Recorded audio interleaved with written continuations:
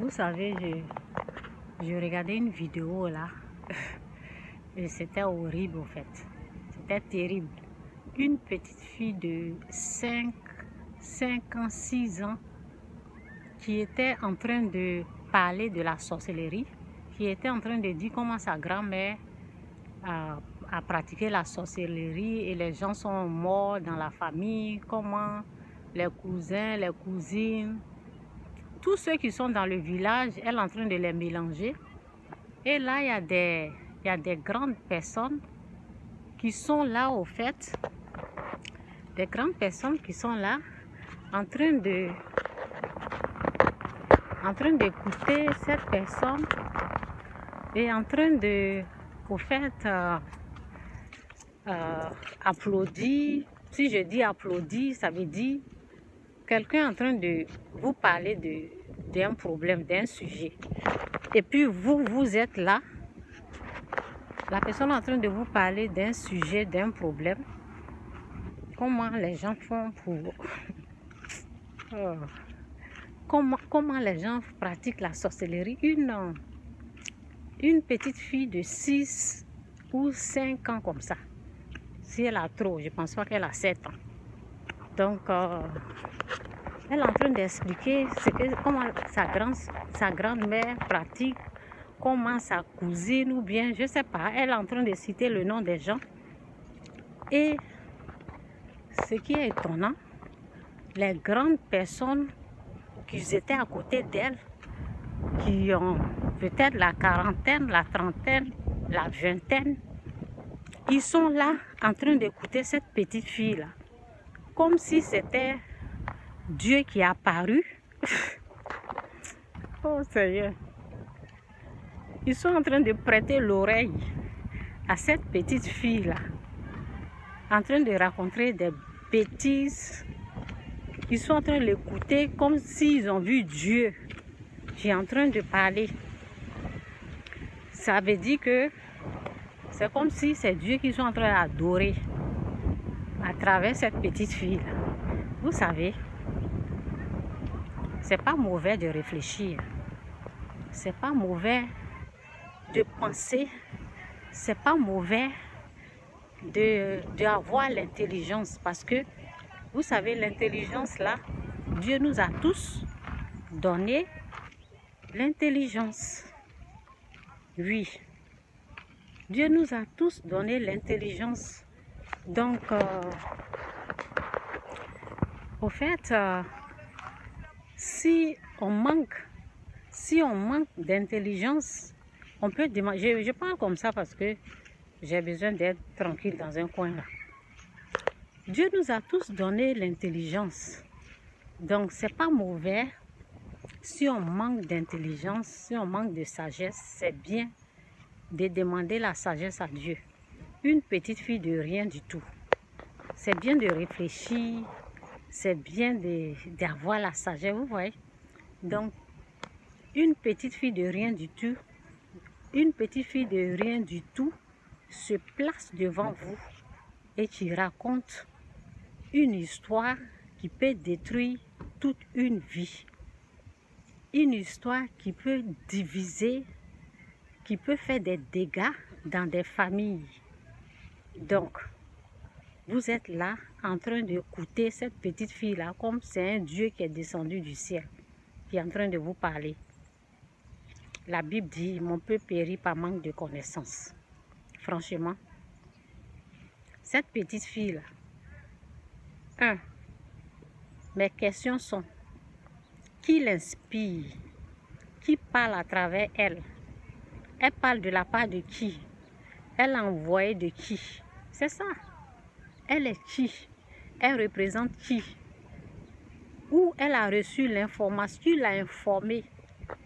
Vous voyez? Qui l'informe? Est-ce qu'elle a vu Dieu vis-à-vis? Donc, quand on manque d'intelligence, on manque de sagesse, on demande à Dieu la sagesse, l'intelligence. Et s'il y a les choses cachées, les choses spirituelles qu'on veut savoir, là, on demande ça à notre Créateur. C'est pas la petite fille là qui a créé le ciel et la terre. Elle n'est ni créatrice de qui que ce soit. Une petite fille de rien du tout, vous les gaillards là, vous êtes debout. Une petite fille vous raconte des bobards, des conneries. Et les gens sont là en train de prendre ça cache-cache, comme si c'était la vérité. Et ce sont les conneries comme ça qui se passent dans les familles.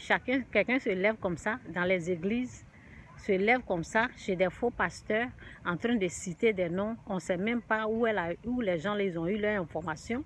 On ne cherche pas la source, on ne cherche pas. Rentrez dans le monde spirituel. Allez-y demander à Dieu. Faites venir Dieu vis-à-vis. Et Dieu va nous dire si cette histoire est vraie ou pas. C'est ça. Moi, au fait, je dirais aux gens, envoyez Dieu. Faites venir Dieu devant pour nous dire que ce que la petite fille est en train de dire là, c'est vrai ou pas. C'est ça. On ne peut pas se lever comme ça, accepter, cache-cache. C'est qu'une petite fille de rien du tout en train de raconter sa vie. Et les gens sont là, sans connaissance. Il y a une même qui lui pose la question, qui dit oui, mes parents sont là-bas. Elle est en train de dire non, il ne faut pas qu'ils vont empoisonner, ils vont donner des trucs dans la sorcellerie. Vous pensez que la sorcellerie, là, c'est comme ça se passe? Cherchez à savoir qui est sorcier d'abord. Cherchez à savoir qui est sorcier, le sorcier. Cherchez à connaître qui est sorcier avant d'accuser les gens. Une petite fille se lève comme ça, vous prenez tout ce qu'elle dit là comme si c'était... C'est comme les faux pasteurs, ils se lèvent aujourd'hui dans leurs églises. Ils n'ont même pas la connaissance. Ils sont en train de parler, les gens ils écoutent. Et ils prennent ça comme si c'était la vérité. Ils appliquent ça, ils tuent les gens. Vous allez rendre compte à Dieu. Si vous n'utilisez pas ce qu'on appelle vos cerveaux, l'intelligence, vous êtes là, on vous emporte des trucs qui peuvent détruire la vie des gens et vous prenez ça comme ça. Vous vous amusez avec ça. C'est ça. On peut périr par manque de connaissances. Moi, je vous dirais que l'unique vrai sorcier, c'est Satan. Et la Bible dit qu'il ment. Il est le père des mensonges. Donc, Satan que vous voyez là, si vous voulez les informations sur le diable, je vais vous donner les informations. Satan que vous voyez là, il ment. Il peut utiliser la bouche de la personne qui domine, ça veut dire la personne qui n'est pas encore sauvée, pour parler. Et cette fille-là n'est pas encore sauvée. Tous ceux qui l'écoutent, tous ceux qui sont en train de prendre, comme on appelle, comme si c'était la vérité, ce qu'elle est en train de dire, toutes ces personnes-là sont dominées par le péché. Ils sont sous le pouvoir du diable. Et si je fouille même, les gens même qui croient à toutes ces bêtises-là, ils ne sont pas encore libérés du péché. Ça veut dire qu'ils sont encore esclaves du péché. Un esclave, ça veut dire que Satan est son maître. C'est pour cela on les voit écouter tout ce que la fille dit. Parce que Satan est leur maître. Et puis, Satan, il est le père des mensonges. Ça veut dire, Satan, c'est un esprit. Un esprit peut utiliser la bouche. Ok? Les esprits, quand ils dominent, quand ils contrôlent une personne, il peut utiliser la bouche de la personne pour parler. Dieu aussi utilise, c'est un esprit, il utilise la bouche de la personne pour parler.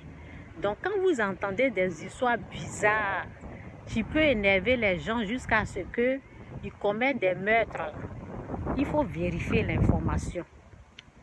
Il faut vérifier l'information. Et l'information que moi je vous donne, je vous dis que tout ce qui est sorti de la bouche de cette fille-là, ce sont des mensonges. Ce sont des mensonges, les mensonges programmés par Satan. Ce sont des mensonges réalisés par Satan sur cette fille-là. À partir de cette petite fille-là, Satan est en train de parler. Est-ce que vous avez bien compris? Donc arrêtez ce que vous êtes dedans. Ce que vous êtes dedans des mensonges. Quand quelqu'un vient mentir comme ça, vous prenez ça comme si c'était la vérité. Comme si une petite fille se met devant les grandes personnes, elle est en train de parler comme ça. Et les gens prennent ça comme si c'était la vérité. Franchement, en tout cas, je m'arrête là. Jésus-Christ ou rien, Jésus-Christ est Seigneur. Si vous voulez plus savoir de qui est sorcier, là, demandez à Dieu. Ou bien rentrez dans le monde spirituel. Allez-y dans l'invisible. Faites des recherches. Ok? Les êtres humains ne sont pas des sorciers. C'est ce que moi je sais.